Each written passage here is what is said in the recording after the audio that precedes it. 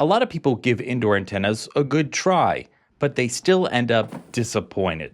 Maybe you're not getting the channels you expected, the antenna looks terrible on the wall, or it just feels like more hassle than streaming. Today, I'm breaking down 5 ways to improve your indoor antenna setup. Let's get started. Number 1, get the placement right.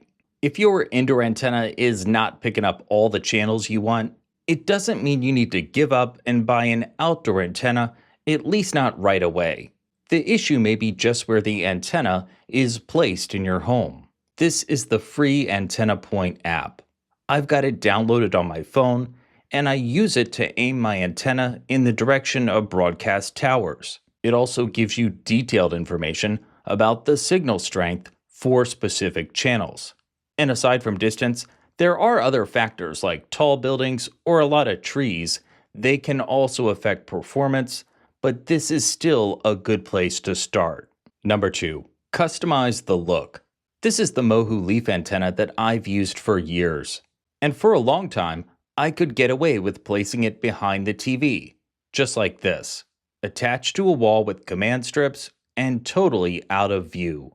This is not recommended by the manufacturer, and where I live now, I need to place it higher up on the wall to get all my local stations. And let's be honest, this is kind of an eyesore. So here's a tip. Use non-metallic paint to help your antenna blend in. Take a look at the before and now the after. Painting your antenna can make a big difference, at least I think so, especially if it needs to be mounted in a visible spot.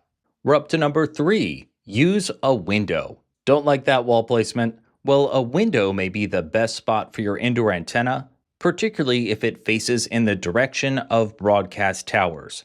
Command strips, suction cup clips, or even clear packing tape, all are good to secure the antenna to the glass.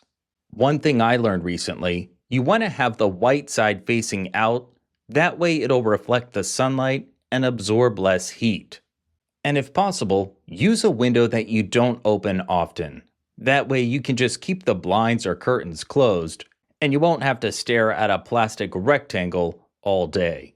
Whether you're mounting the antenna in a window or on a wall, you can use cable clips like these to keep everything tidy. These are sold everywhere, and I'll have an Amazon link below to the ones that I bought. Number 4, make it disappear, at least when you're not watching. A lot of people think they need to leave the antenna out all the time. But in some cases, especially if you're using rabbit ears or a small tabletop antenna, you don't. I've been using these rabbit ears lately, and when I'm not watching TV, I just tuck them away in my TV cabinet. The antenna folds up, and I slide it through the back of the stand. Done. I do keep the antenna plugged into the TV set at all times, so I just have to remember how it was angled when I pull it back out. It's an easy way to keep things looking clean without messing up performance. Number 5, one antenna for the whole house. If you really want a cleaner setup or coverage across multiple TVs, consider using a device like a Tablo. It's best known as a DVR, but there's another benefit to getting one. Tablo connects to a single antenna, and it streams live TV to all the TVs in your home using the Tablo app. I've got the app downloaded on my Roku, lots of other compatible devices too. And the best part, you can hide the antenna wherever it works best, and still watch live TV in the living room, bedroom, or anywhere else. The Tablo I have is under $100, and it frequently goes on sale. Improving your antenna setup, it's time well spent because once you've made that switch, you will never have to pay for local TV again. I've got links below to some of the products I mentioned today and more ways to save on michaelsavesdeals.com. Thanks for watching.